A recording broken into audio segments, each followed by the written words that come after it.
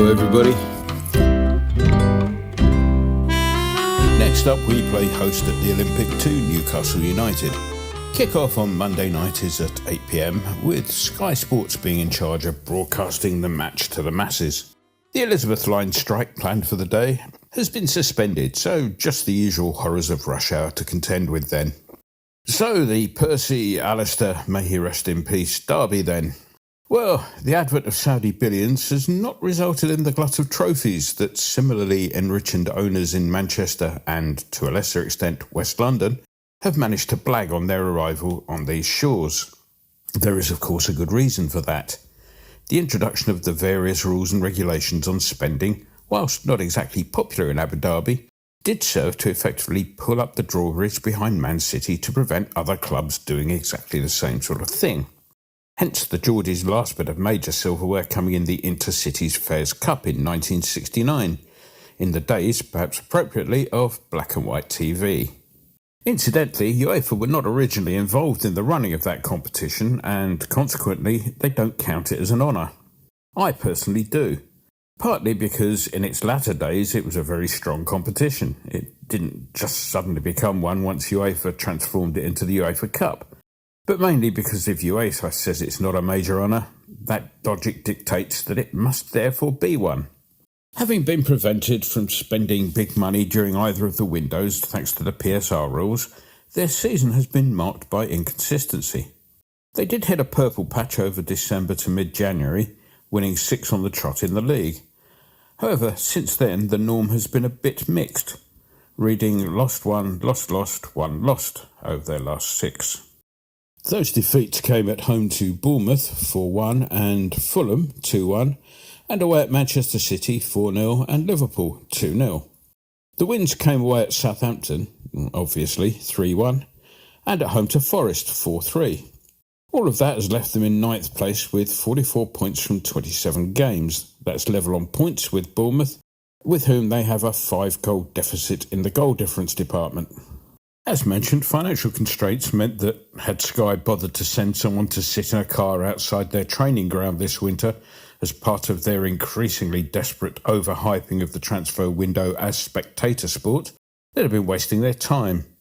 Before heading off to the Spa to take yet another day off, Daisy did tell me that they brought in Kyle Fitzgerald, a young Irish kid, for their academy. However, the Galway lad is not likely to feature for the first 11 anytime soon, so Daisy's not being paid for that one. The big story for them in terms of this match will be their selection. They are, of course, just under a week shy of the League Cup final against Liverpool. They have a number of players who will miss both this match and the final. Central defence would seem to be the big problem area at the moment. Lewis Hall is out for the rest of the season with an ankle injury, whilst Sven Botman has had a recurrence of a knee problem, which will keep him out until at least May. Jamal Lascelles also has a similar knee problem, which again will keep him out until May. Kieran Trippier seems to have recovered from a back injury, though he will face a late fitness test. And of course the big question mark is talismanic striker Alexander Isak.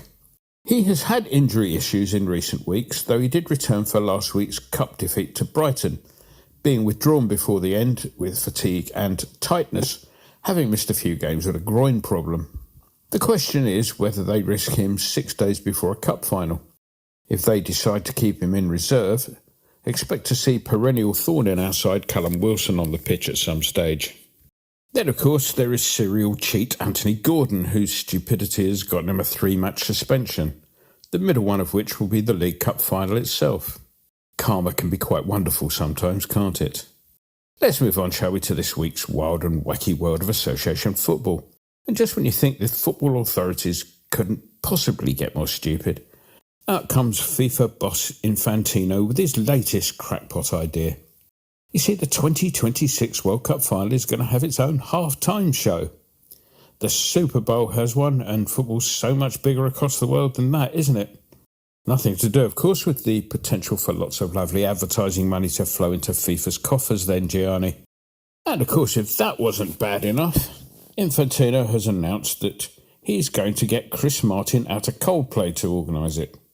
The half-time interval is 15 minutes long. Ladies and gentlemen, be prepared for it to feel like a hell of a lot longer.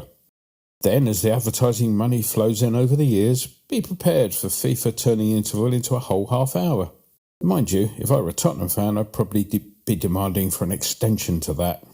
Let's move on to us, and for once, well done to the club for climbing down over its mad decision to scrap concessions, where most were to be scrapped, and those that still remained were going to be banished to the more inaccessible parts of the stadium.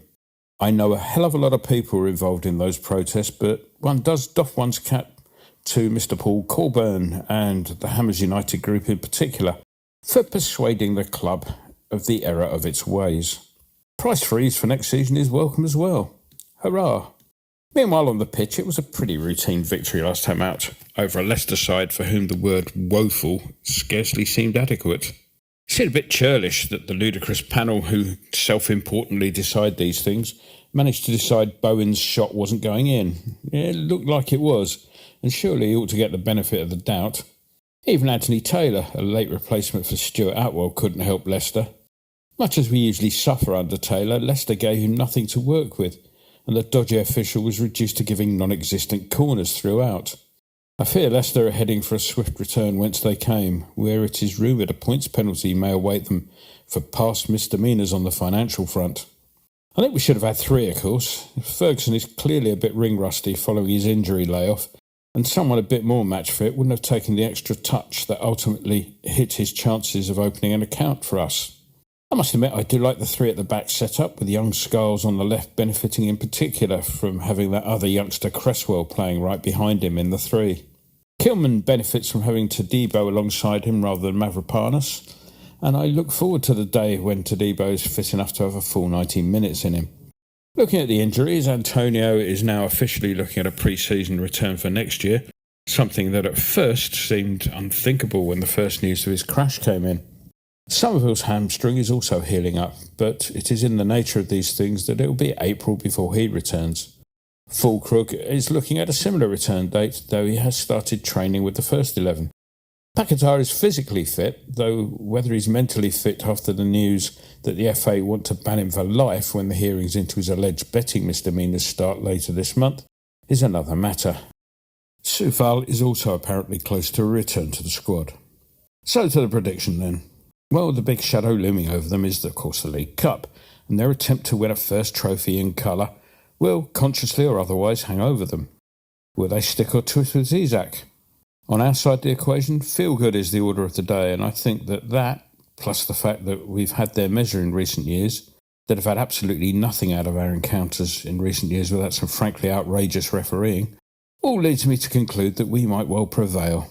So the £2.50 I was going to send to Infantino to bribe him not to have Coldplay in his lousy half-time show will instead be going on a home win. Make it 2-1 to us, please, Mr. Winston. Enjoy the game.